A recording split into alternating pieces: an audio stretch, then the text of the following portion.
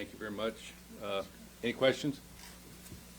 Senator, I have two questions, and everybody can answer. So, I mean, you bring up the messaging from the president regarding Title IX, but he ends up talking about in regards to changing some of the provisions for sexual assaults. Title IX also addresses that, so that it also considers those who are part of the LGBTQ community. When you're taking that into consideration, can you mix then both the messaging with sports and also sexual assault, or do you think that the president has an agenda towards that? Well, I think for us today, and obviously that's a huge factor, but let's stick to the sports part of it because, you know, that's what it's going to affect the most.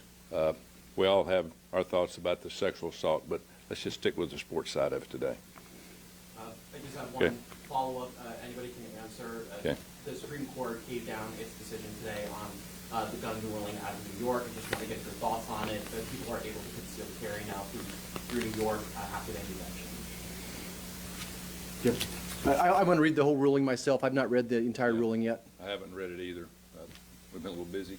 Did you read anything on it? Haven't seen it yet. Yeah. So let us look at it first. Any other questions? Study World has just lowered the age to 12 for folks that have transitioned. They have to have transitioned at that age. What's your reaction to that? I think it's going to cause more problems than good. I think at the end of the day, my full belief, and always has been, a biological male is a biological male. Biological female is a biological female. I think if you start putting ifs, ands, or buts in there, you're going to have huge problems. And so I think that we need to stick with your biological sex when you're born. I think that's the best way to define it, and it makes it a level playing field. You know, I applaud their efforts at trying to address this, and the lead is this FINA that did this, FINA as well. So I applaud their leadership in doing this. But I think it's real simple to realize that some 12-year-olds are shaving, and some 12-year-olds don't have any hair under their arms yet. So like Coach said, how can you make a rule that's going to address this? Biological men were born with a Y chromosome. That should exclude them from ever competing against biological women that do not have a Y chromosome. It's an unfair advantage, period.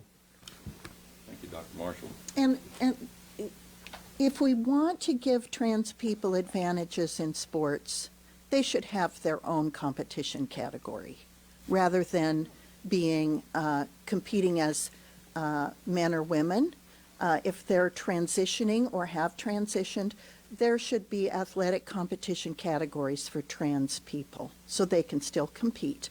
But they're not competing at an advantage that disadvantages women from getting scholarships to go to college. Any other questions? Thank you. Oh, we got one more. One more. Go ahead. Senator, the Constitution requires the president to be at least 35 years old. Should there be a limit on how old the president can be? I don't think the Constitution's broken. It's worked pretty good. Yeah. Thank you. Thank you.